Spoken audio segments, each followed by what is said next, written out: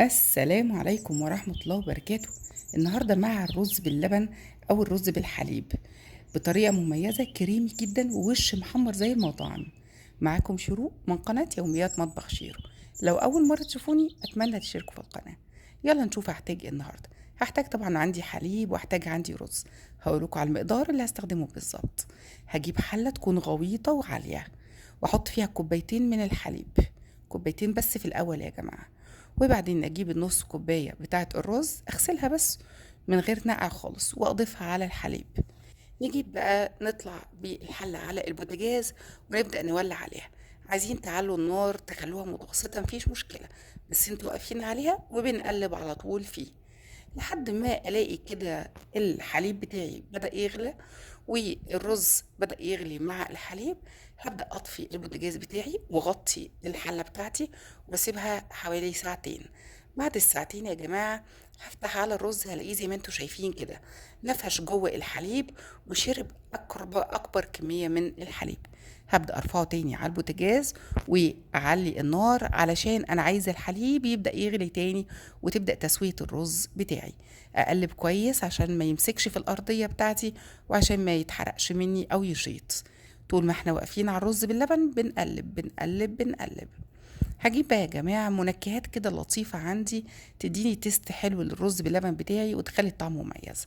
هجيب ظرف من الفانيليا أو الفانيليا سايلة، بس أنا بحب أستخدم البودر هنا عشان اللون ما يغمقش الرز باللبن بتاعي. هحط شوية صغيرين وأجيب علبة من القشطة أو الكريمة أي نوع انتوا بتفضلوه. وأبدأ كده بس أدوب القشطة بتاعتي أو وش اللبن لو متوفر عندي. أدوبها كويس مع معلقتين من الحليب لتلاتة من الحليب السخن. اقلبها كده كويس معايا وابدا انزل بيها على الرز بالحليب. دي بقى يا جماعه بتغنيني عن اي معلقه نشا اضيفها على الرز باللبن بتاعي. هقلب طبعا كل المكونات بتاعتي، اجيب بقى الويسك بتاعتي او المضرب بتاعي وابدا اقلب كده علشان اخلي القشطه تختلط بكل المكونات بتاعتي. طبعا يا جماعه خلاص انا هشيل الكبشه بتاعتي دي مش هستخدمها او المقصوصه وابدا اشتغل بس بالمضرب بتاعي او الويسك بتاعي. طول ما انا واقفه بقلب طول ما انا واقفه بقلب. درجه الحراره درجه حراره متوسطه، ولا هي هاديه قوي ولا هي عاليه قوي. كده خلاص يا جماعه انا قلبت الرز باللبن بتاعي. الرز باللبن بيحب النار الهاديه وبيحب التقليب المستمر. حطوها كده جملتين دايما معاكم في اي رز بلبن بتعملوه: تقليب مستمر ونار هادية، يطلع معاكم احلى رز بحليب هتاكلوه في حياتكم.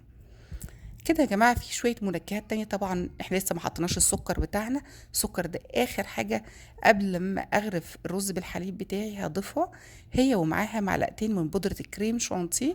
هدوبهم في شوية من الحليب وبعدين احطهم في اخر مرحلة خالص مع الرز باللبن زي ما انتم شايفين كده. انا هبدأ ادوب السكر ومعلقتين الكريم شانتيه في حوالي نص كوباية من الحليب الفاتر واسيبها على جنب خالص مش هضيفها دلوقتي، بس هبقى مجهزاها جنبي عشان ابقى عارفة ايه اللي ناقصني. كده خلاص انا قلبت الرز بالحليب بتاعي وهبدأ بقى اعمل المراحل بتاعتي بتاعة التسوية. بدأ يغلي عندي وصل لمرحلة الغليان قدامي. كده بقى يا جماعة أنا هسيبه بقى على النار هادية خالص، على أوطى نار، أوطي خالص على أقل درجة حرارة وأغطي الحلة بتاعتي.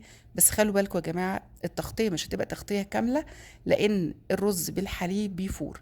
زي ما انتم شايفين كده أنا بدأت أوطي هي درجة الحرارة على أوطى حاجة خالص، وبرضه هقلب تقلبتين كده قبل ما أسيب الرز بالحليب بتاعي وأشيل بقى الويسك بتاعتي وابدا اغطي زي ما اتفقنا نص تغطيه كده واسيبه موارب علشان ما يفورش ويبهدل الدنيا. بعد ربع ساعه رجعت له، قلبته تاني وعملت نفس الحركه تاني، قفلت عليه تاني نص تغطيه واسيبه ربع ساعه كمان. يعني تقريبا حسب نوعيه الرز بتاعك هياخد الرز باللبن من حوالي من 3 ارباع ساعه لحوالي ساعه وربع لساعه ونص، مش اقل من كده عشان يتسوى الرز بالحليب بتاعي. خلاص بقى في اخر مرحلة عندي زي ما انتوا شايفين كده هيبدأ الرز باللبن يعمل وش عندي ويبقى ايه نلاقيه تقل كده معايا. اول ما الاقيه تقل كده معايا بقى يا جماعة ابدأ اضيف بقية كمية الحليب بتاعي. ممكن في كل مرحلة من مراحل الفتح على الرز بالحليب والتغطية اضيف شوية من الحليب شوية من الحليب هجرب كده اشوف الرزايه استوت ولا لا. طبعا بنضغط عليها كده ونشوف اخبارها ايه. لو لقيناها فشرت خالص واستوت وبقت ناعمه خالص معايا، يبقى كده خلاص هتبقى دي اخر تسويه للرز بالحليب. هنقلب. طبعا هو تقل معايا زي ما اتفقنا. عملت اخر بقى مرحلة هي، ضفت شوية من الحليب وسيبته برضو يكمل التسوية بتاعته. ناخد بقى شوية كده بالمعلقة ونشوف. ما شاء الله بدأ يستوي وبقى ناعم وعامل عرق فيه. كده خلاص يبقى الرز بالحليب بتاعي بقى تمام يا جماعة. يبقى دي آخر ربع ساعة اللي هضيف فيها كوباية اللي احنا اتفقنا عليها، اللي فيها السكر بتاعي واللي فيها معلقتين الكريم شانتيه المتدوبين في نص كوباية من الحليب. هضيفها بقى واقلب كويس قوي قوي قوي. وبرضو اغطي الحلة بتاعتي نفس طريقة التغطية، واسيب الرز بالحليب يتسوى. وزي ما اتفقنا كل شوية بس ابص عليه. الحليب انا زي ما اتفقت معاكم ان الرز بتاعي ده بياخد في السوا بتاعه وقت اطول، وبياخد كمية سوائل اكتر في التسوية العادية بتاعته. عشان كده انا هستخدم مع النص كوباية لترين الا ربع مع الحليب. ده طبعا متضمن النص كوباية اللي دوبنا فيها السكر ودوبنا فيها البودرة الكريم شانتيه. اخر خطوة بقى يا جماعة، اني بتك كده بالمغرفة بتاعتي للرز، بحاول اهرسه شوية في الجدار بتاع الحلة بتاعتي. وده بيخلي الرز يبقى كريمي قوي وناعم في الحليب بتاعه. خلاص كده يا جماعة استوى وبقى مية مية. هجيب بقى مغرفة بتاعتي واجيب البولات بتاعتي او الطواجن بتاعتي، وابدأ اغرفهم جوه الطواجن، علشان بعد كده هسيبهم يبردوا بقى ويعملوا لي الطبقة الجميلة اللي فوق الوش. وهوريكم ازاي اعمل احلى طواجن رز بحليب. شايفين الارضية مفيش اي حاجة لازقة فيها خالص، رز بلبن تحفة. اجيب شوية سكر بودر على الطواجن اللي انا هحمر وشها او عايزاها يبقى وش محمر، وابدأ كده ارشها فوق الوش وافردها كويس في الطواجن بتاعتي على الكمية اللي انا محتاجاها. ما تزودوش فيه السكر كتير لان هو سكر واحنا مظبطينه جوه. احط بس فوق الوش كده وافرده كويس.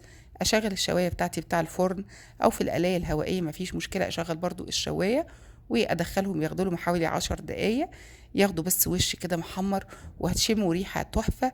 والتيست بتاعه جميل جدا جدا والطعم مميز.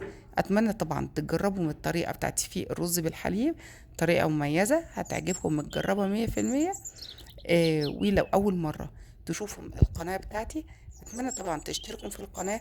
متنسوش تفعلوا زرار الجرس عشان يوصل لكم كل الإشعارات بتاعتنا، وتعملوا اللايك بتاعكم الجميل وتسيبوا لنا كومنت لطيف علشان أقدر أتابعكم وكمان أستمتع معاكم. وزي ما بنقول كل مرة، استمتعوا.